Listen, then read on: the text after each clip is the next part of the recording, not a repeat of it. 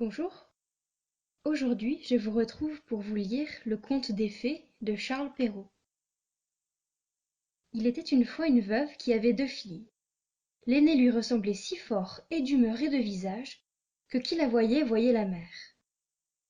Elles étaient toutes deux si désagréables et si orgueilleuses qu'on ne pouvait vivre avec elles.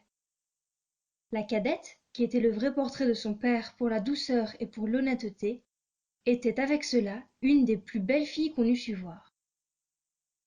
Comme on aime naturellement son semblable, cette mère était folle de sa fille aînée et en même temps avait une aversion effroyable pour la cadette. Elle la faisait manger à la cuisine et travailler sans cesse. Il fallait entre autres choses que cette pauvre enfant allât 2 fois le jour puiser de l'eau à une grande demi-lieue du logis, et qu'elle en rapportât plein une grande cruche. Un jour qu'elle était à cette fontaine, il vint à elle une pauvre femme qui la pria de lui donner à boire. Oui dà, ma bonne mère, dit cette belle fille, et rinçant aussitôt sa cruche, elle puisa de l'eau au plus bel endroit de la fontaine et la lui présenta, soutenant toujours la cruche afin qu'elle bût plus aisément. La bonne femme ayant bu, lui dit: vous êtes si belle, si bonne et si honnête que je ne puis m'empêcher de vous faire un don, car c'était une fée qui avait pris la forme d'une pauvre femme de village, pour voir jusqu'où irait l'honnêteté de cette jeune fille. Je vous donne pour don, poursuivit la fée, qu'à chaque parole que vous direz, il vous sortira de la bouche ou une fleur ou une pierre précieuse.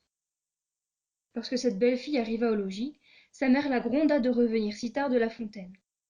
Je vous demande pardon, ma mère, dit cette pauvre fille, d'avoir tardé si longtemps. Et en disant ces mots, il lui sortit de la bouche 2 roses, 2 perles et 2 gros diamants. Que vois-je là? Dit sa mère tout étonnée. Je crois qu'il lui sort de la bouche des perles et des diamants. D'où vient cela, ma fille? Ce fut là la première fois qu'elle l'appela sa fille. La pauvre enfant lui raconta naïvement tout ce qui lui était arrivé, non sans jeter une infinité de diamants. Vraiment, dit la mère, il faut que j'y envoie ma fille.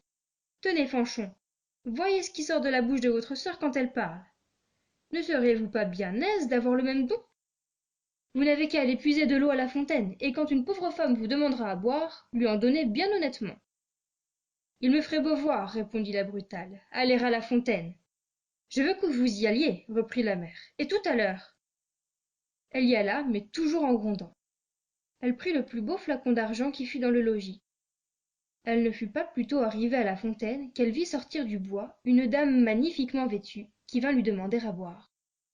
C'était la même fée qui avait apparu à sa sœur, mais qui avait pris l'air et les habits d'une princesse, pour voir jusqu'où irait la malhonnêteté de cette fille. Est-ce que je suis ici venue, lui dit cette brutale orgueilleuse, pour vous donner à boire? Justement, j'ai apporté un flacon d'argent tout exprès pour donner à boire à madame. J'en suis d'avis, buvez à même si vous voulez. Vous n'êtes guère honnête, reprit la fée, sans se mettre en colère. Eh bien, puisque vous êtes si peu obligeante, je vous donne pour don qu'à chaque parole que vous direz, il vous sortira de la bouche ou un serpent ou un crapaud. D'abord que sa mère l'aperçut, elle lui cria: eh bien, ma fille! Eh bien, ma mère! Lui répondit la brutale, en jetant 2 vipères et 2 crapauds. Au ciel! S'écria la mère, que vois-je là? C'est sa sœur qui en est cause, elle me le paiera. Et aussitôt elle courut pour l'abattre. La pauvre enfant s'enfuit et alla se sauver dans la forêt prochaine. Le fils du roi, qui revenait de la chasse, la rencontra, et la voyant si belle, lui demanda ce qu'elle faisait là toute seule, et ce qu'elle avait à pleurer. Hélas, monsieur, c'est ma mère qui m'a chassée du logis. Le fils du roi, qui vit sortir de sa bouche 5 ou 6 perles et autant de diamants, la pria de lui dire d'où cela lui venait. Elle lui conta toute son aventure. Le fils du roi en devint amoureux, et considérant qu'un tel don valait mieux que tout ce qu'on pouvait donner en mariage à un autre, l'emmena au palais du roi son père, où il l'épousa. Pour sa sœur, elle se fit tant haïr que sa pauvre mère la chassa de chez elle, et la malheureuse, après avoir bien couru sans trouver personne qui voulût la recevoir, alla mourir au coin d'un bois. Moralité: les diamants et les pistoles peuvent beaucoup sur les esprits. Cependant les douces paroles ont encore plus de force et sont d'un plus grand prix. Autre moralité: l'honnêteté coûte des soins et veut un peu de complaisance, mais tôt ou tard elle a sa récompense, et souvent dans le temps qu'on y pense le moins.